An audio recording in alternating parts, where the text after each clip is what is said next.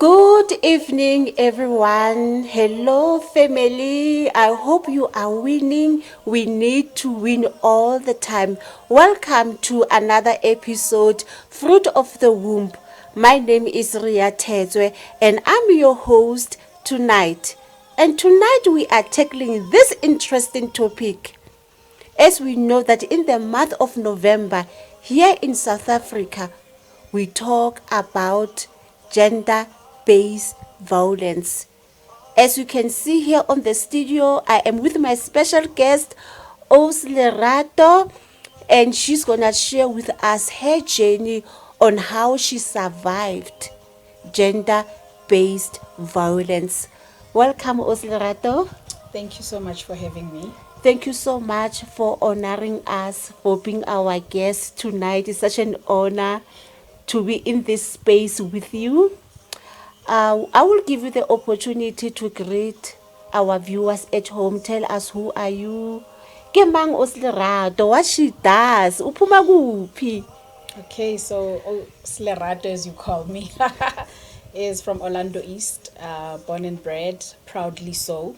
And then I'm an author. I recently wrote the book, which is a memoir on my experience with gender-based violence. In a nutshell, before we can go deeper on that, what is gender-based violence?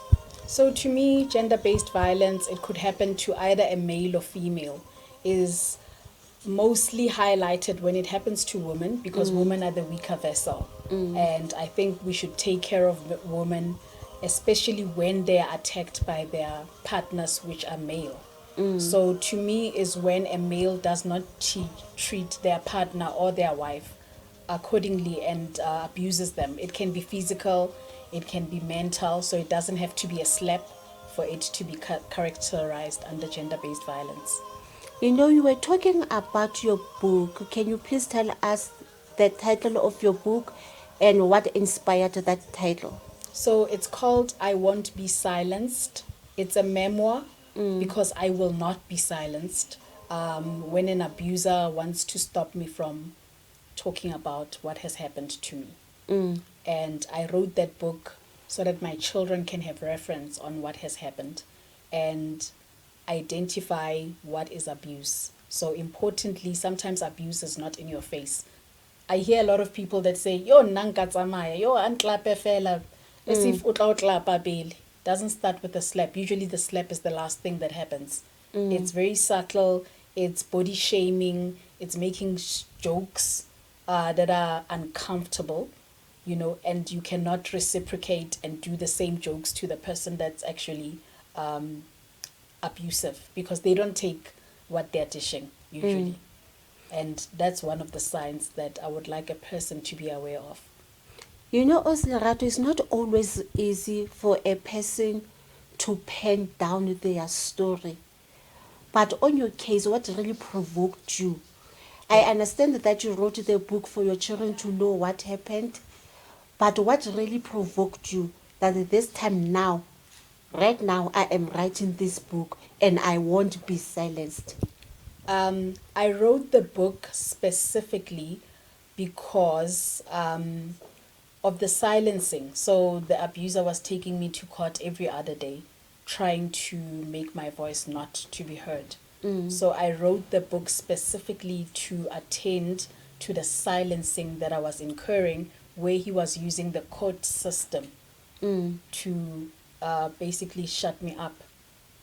So that's what drove me when I was sitting there ko Randburg court, ke busy ke free for ditulo tsa court, hore okay, now you are trying to stop me from tweeting or posting whatever that I want to. I'm going to put it in a book.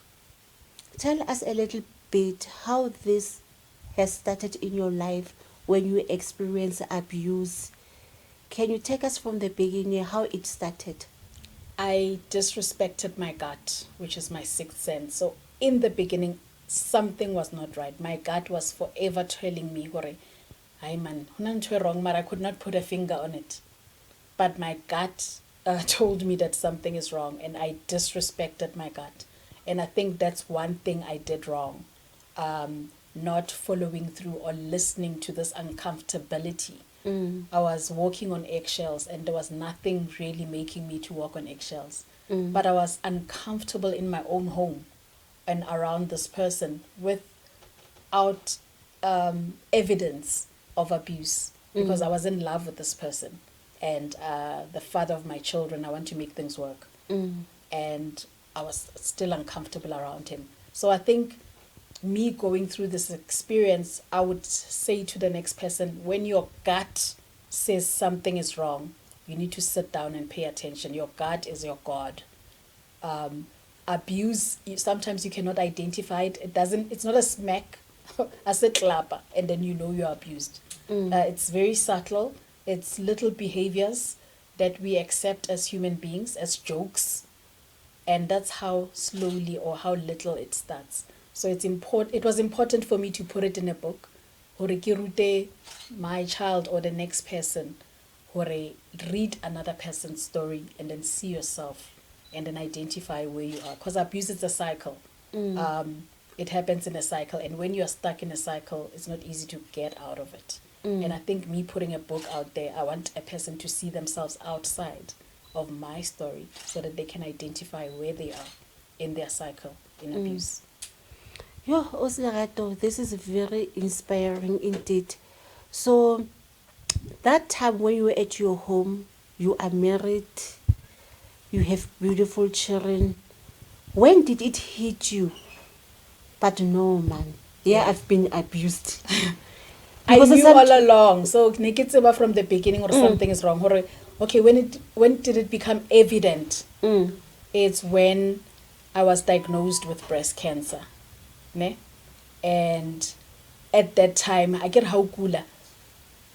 Even when you love a person, when you are sick now, I think it had affected me. The illness had affected me physically to a point where I had to be selfish. So during my treatment, breast cancer, then kabona man, ay man, di ntotse ke di accepta ngai man.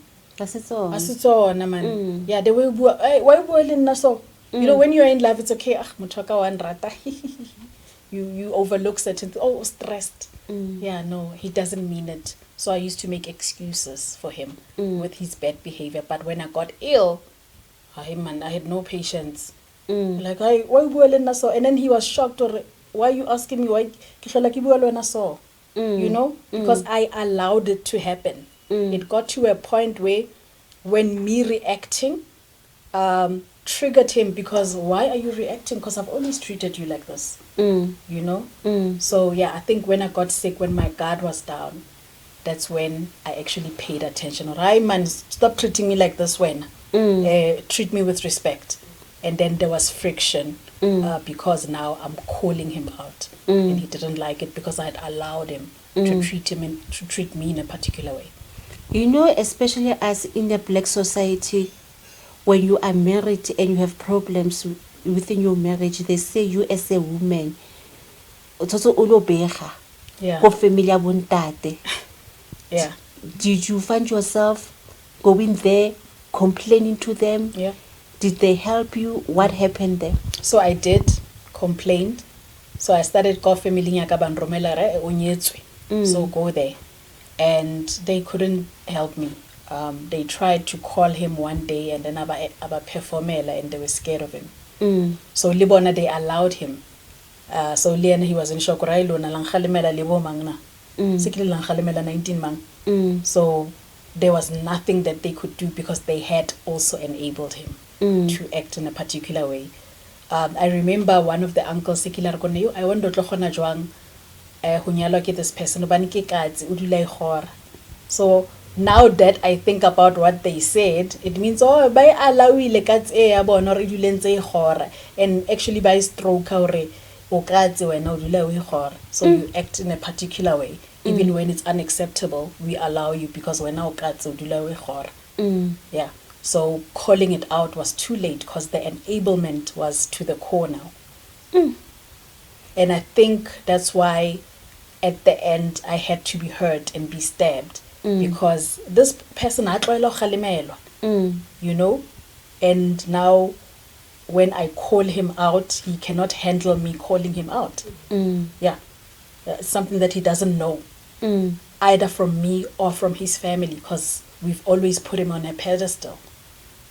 And I think when I summarize or try to identify how I got hurt by a person that I thought loved me, then I can able to identify. And this didn't come overnight, eh? Lots of therapy and seeing myself as an enabler.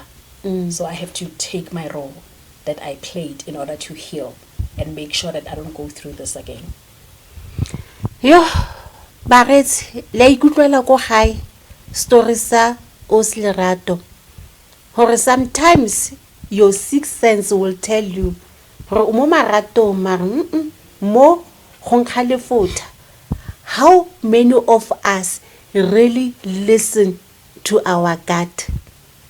We are not alone. We are joined by a professional social worker. I will give her the opportunity to greet us. Tell us, who are you, Mama? What is it that you are doing? And welcome to the Fruit of the Womb show. Thank you, Ria. Thank you for being here. My name is Khemi Malau. I'm a registered social worker. I operate in the area of Randburg, but I'm all over the country. So you can get my service all over the country. What I do as a social worker, as a counselor, is that I provide therapy, I provide counseling to everyone who's confronted with, problems that really strike all of us, whether being from the home front, being at work, being in communities, being in society. So I provide those kinds of services. So if you are really dealing with issues of gender-based violence, depression, anxiety, trauma, suicide thoughts, we are here to help you. We are here to walk that journey with you. You can't do it alone. I should have you on speed dial. Thank you. Osremi, we are talking about gender-based violence, and as a registered social worker, what are the signs? Because most of us, we convince ourselves this person will change. I love this person. What are the first signs that you can see as a woman or even as a man that trouble is coming? Absolutely. When I was listening to her story, I just wanted to say, you know what? She's actually the counselor. She just summed it up, because the things that she's saying and have gone through are exactly what GBV is all about. That sixth sense, it's the most powerful tool that you have in you. That even if you don't have a counselor or a family and elder, that is the most powerful tool, because it tells you something. It tells you there's a problem here. Don't ignore it. But as she was saying earlier on, what did she do? She ignored it. And she paid a huge price for ignoring it. So the signs that you see when you realize that there's a problem, there's a abuse, especially in a relationship, be it a marriage relationship, be it just, a partner, a type of a relationship, is that, first of because, abuse comes in two forms. It's verbal, and then it escalates to physical. But normally it starts verbally. So what will happen? The man, but also I want to say, GBV, it's also both sides. It can also be experienced by men. However, the statistics tells us mostly the victims are women. But there are men who are vulnerable, who are weak, who are fragile, who can also experience GBV. But today we are talking about where a woman is a victim. So the signs, what are the signs? It starts with verbal abuse. What do we mean by that? A person starts disrespecting you. A person starts talking to you like you are a child. A person starts talking to you like you don't add value in his life. You are just here. It's as if he doesn't even know how did it happen that you are his spouse. Like you are here to eat his money. Exactly, he talks to you like you are a nobody.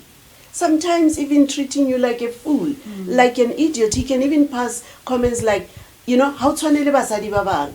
Look at you. You're not as good as other women. Those things. Being the receiver of those comments, it takes a toll on you.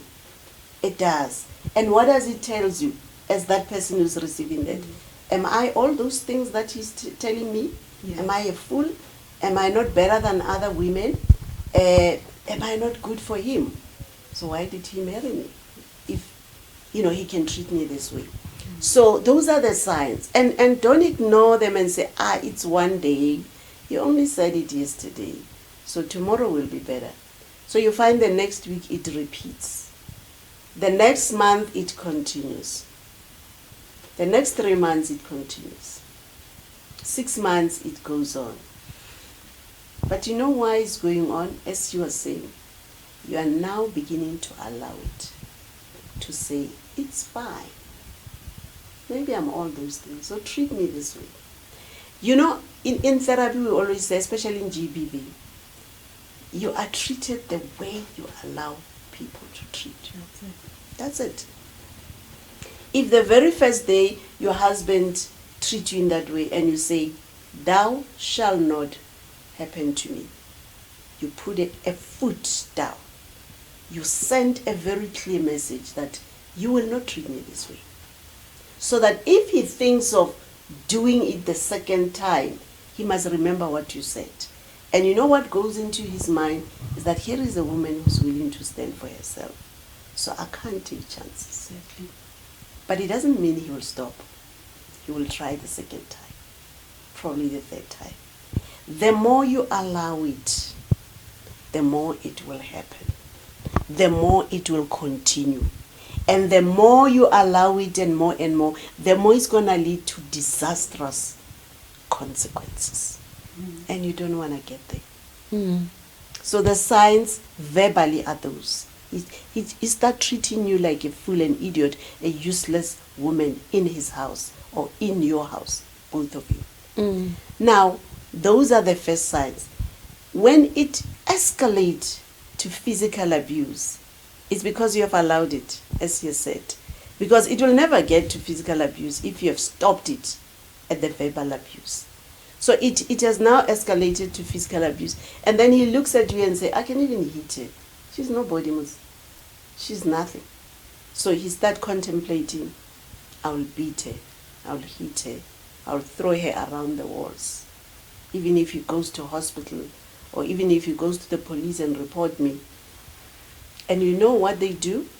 After he realized that he hit you through the walls and beat you, he comes and apologizes. Some of them. But don't take that apology. It's a fake apology. Because he's just smoothing you. He's just melting you a bit so that you forgive and you say, you know what, my husband, let's move on. So you move on to the next day. You realize the next day you are weak. You are vulnerable again. He beats and hits you again. And then he comes the following day and apologizes. And so what happens? It becomes a cycle. A cycle. Hits you, apologize, you accept the apology. The third day he hits you, he apologizes, you accept the apology. It becomes a cycle. And as it becomes a cycle, one day he says, I can even kill her. because she's okay with all of this. Wait, see, one of the problem, especially when it comes to our parents.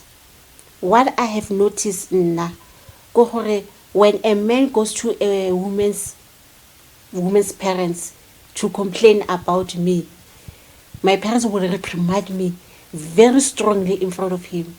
But when I go to his family, they're like, hey, don't do that. Hello, you want me to because in our black society, they taught us gore mosadi wa kgotlhella ko lenyalong. And ha re kgotlhella, we have to deal with this kind of things. So I think where I am standing, we need to change that narrative. Ya gore mosadi o tshwara thipa ka bogaleng, mosadi so se a kgotlhelle mathata a lenyalo. What is your take on that, Lerato? When mme ga go laela a re ko wena tshwara thipa ka fo bogaleng o itse gore le lapa wa le berekela le fa monna a cheata le fa monna sa roba le ko ntlong mosadi go go kgotlhella. Yeah. What do you have to say about so that? When I was taken to court, the t-shirts that we made, Nere # I'm not a member of Team Begazela, specifically for that reason. Now, how I was raised, where perhaps my parents or my family played a role of me staying, is that divorce is a shame. So you don't want to embarrass. You're the first one to divorce in the family, you know. So that's the shame I carried. I'm gonna file for divorce, and now I'm going to embarrass my uncles, my dad, everybody, because none of them has ever divorced. And then another thing that held me back was rapela.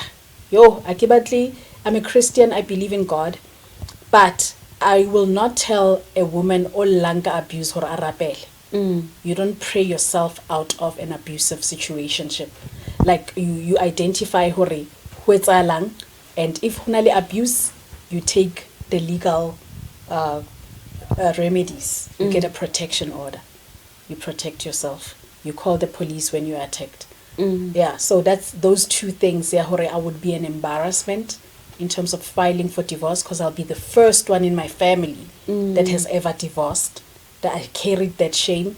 And then secondly, when I would complain, they're like, oh no, as if automatically things will be resolved. But I must say, with the advice, I prayed, and actually the Holy Spirit comforted me to file for divorce. One day I was sitting, thinking about my situation, praying, and then I heard a voice say, why are you subjecting yourself to this? Even I love you. And that was God talking to me directly. So that rapela was not in vain, I guess, because my answer came through prayer. To file, I was counseled by the Holy Spirit to file for divorce. So I don't carry the shame of being a divorced woman. As if there's something wrong with me. There's nothing wrong with me. Unfortunately, I met a man that was not good enough and that could not appreciate who I am.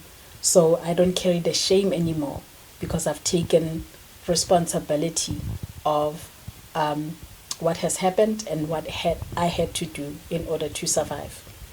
From your book, which chapter that is very close to your heart, that was to share with somebody out there watching us right now? I think the last chapter is the writer's review, where I actually show you how to file for a protection order and what to look out for in court.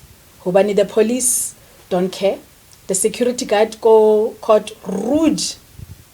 When you are in distress, trying to go report what has occurred, you're going to meet rude clerks.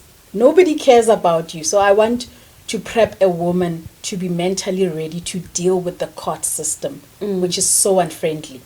Nobody cares. So that last chapter of my book is the most important one for me, because I guide you, I hold your hand, I take you with me to court, and I tell you exactly what you look out for. I even guide you on how to complete that threatening form, because sometimes the tlaku latlhelaka form ngolamo. When you are distressed at that time, you need somebody to hold your hand, and you might be by yourself. So my book takes you through that form and highlights the important things that need to be included so that you get your protection order. It breaks my heart to see a lot of women where protection order are not granted because forms were not filled in correctly. So yeah, guidance in terms of how to deal with the police. Now that you have the protection order, you need to go to the police. The police don't care. They've got other cases and other things that they're dealing with. Now, how do you make sure that you stand out and you become a priority? By taking down names, taking down people that you are talking to, making sure that you know who the station commander is. So I had to learn all of this, and I've written them so that the next person can have a little bit of an easier guidance when they need to go through that process. Thank you so much. Back to you, Mehemi. How do you deal with cases that GVB that comes to your office? Women coming, crying that they've been abused. How do you go through the whole process to make sure that they find their healing? Ria, what we normally do is to go through phases of therapy, where we try to establish, for example, I'll establish what led to that abuse, because every situation has got its own different background. So it's not a one size fit all. So you try to establish what exactly is the background, what happened initially, why the two people ended up where they ended up.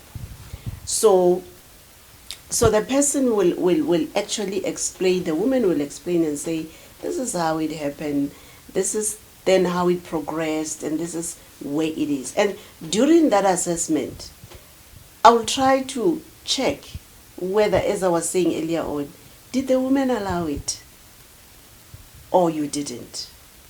So some you find that they fought back. They tried their best to fight. But even when they fought back, it still didn't help.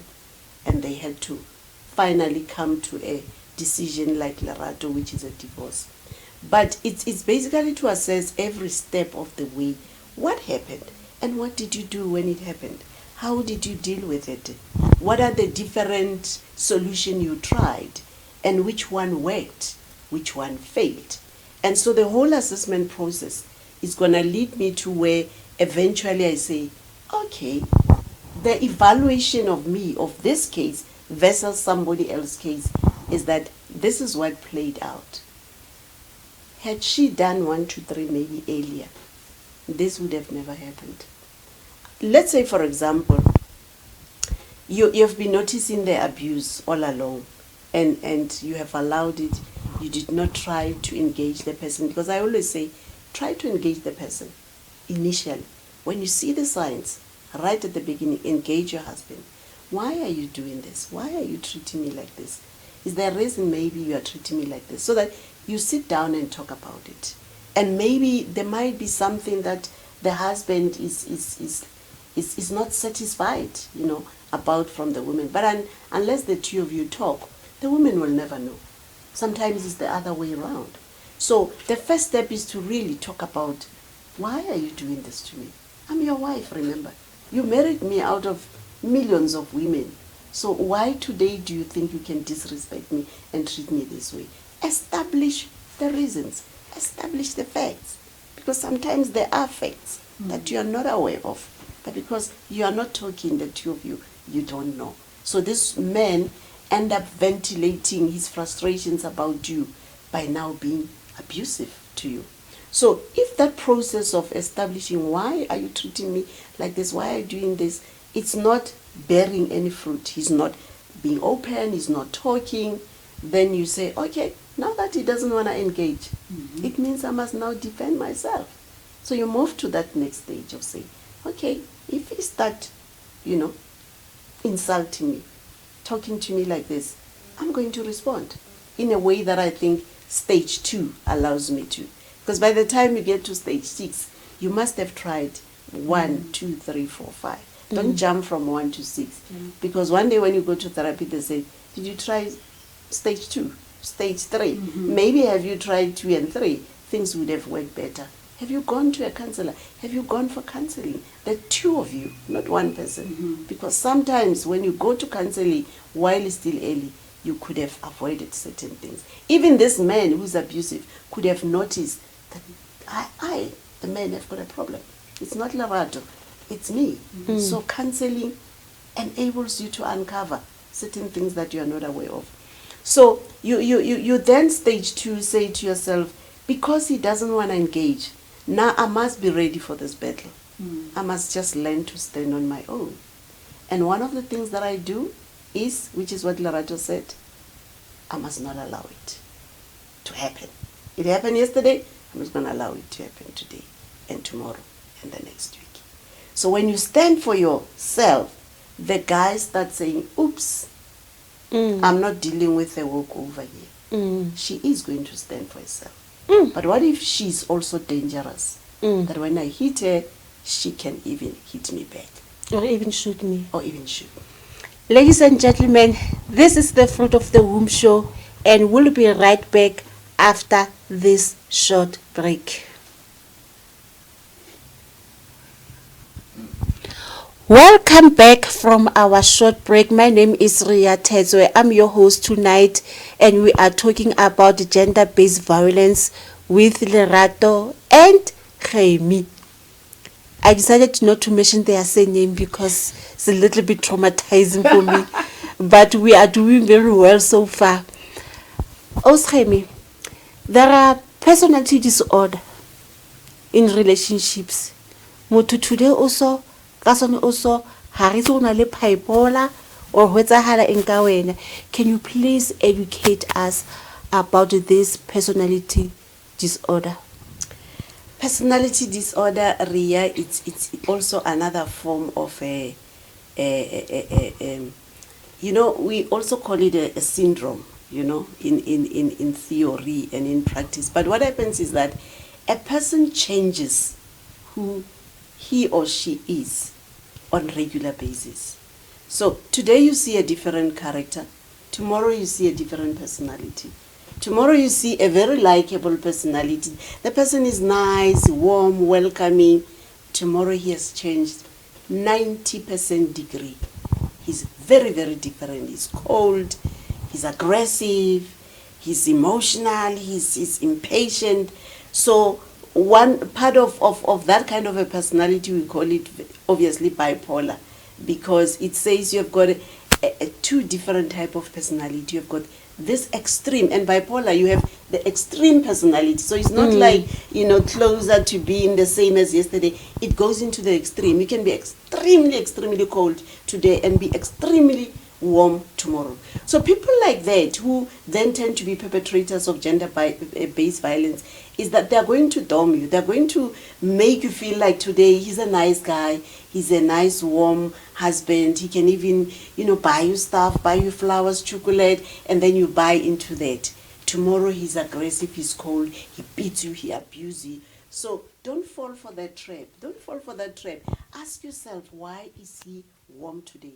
Why is he nice today? There must be something. But what really causes that?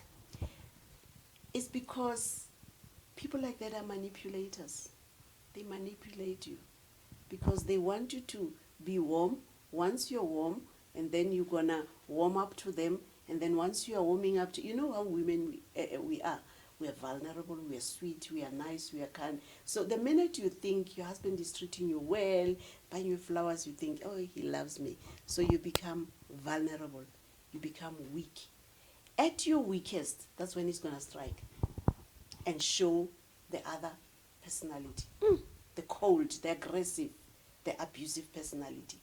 And then he does all those things, and then you are down again. When you are down again, you are crying, you want to go to the hospital, you want to report him, and he says, no, you know, love, come back. I mean, I'm sorry. I was just, you know, it just happened in a spin of a moment, and then you fall for that, you forgive her. Tomorrow, he repeats it. So don't fall for that kind of a bipolar disorder. Don't fall for that personality inconsistency. All of us needs to be consistent. You must know that Lerato, as a general character, he's like this. She may have some days where she's extraordinary happy or extraordinary sad, but you know, generally the type of character is this one, or the type of a character that her husband is this. But anything that goes into the extreme, it's a warning sign. You're dealing with a manipulator, and don't fall for the manipulator. Do you think it has to do with the background where they came from? Or motho wa ichusetsa fela nje gore ke tlo offer paketso mo tseleng? You know, a lot of times men are influenced by so many things. There are people who say usually women who are victims of gender-based violence, it's because of economical factors. It's because they depend on their husband for finances, and therefore they don't want to rock the boat, so they suffer the abuse in silence. But at the same time, career women, very economical women, suffer the same abuse. Because you find that on the other hand, the man is not as economically successful like the woman. So he become bitter. Why was it not me? Why is it Lerato? I'm the man. I should have been the one on top, not her. Not understanding that Lerato got where she got because of her own hard work and success. And that's okay, and that's good. And that must be welcomed by her husband, because he says together we can be a great team for our household. So why then? So what they will do, they will take out their anger on this successful woman because he's doing better than them. So it's not only women who are depending on the men.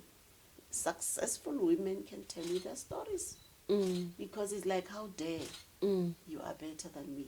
How dare you bring more money than me? So you may suffer abuse. Not because you're an idiot or you are not like other women. Sometimes you can be abused for being beautiful. Just for being a beautiful woman. Being smart. Or for being smart. Challenging him. You always have all these ideas. Absolutely.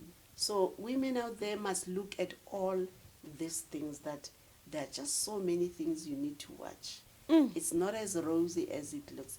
And yes, Ria, I know there's this question, but when he married me, he was a sweet person. He wasn't.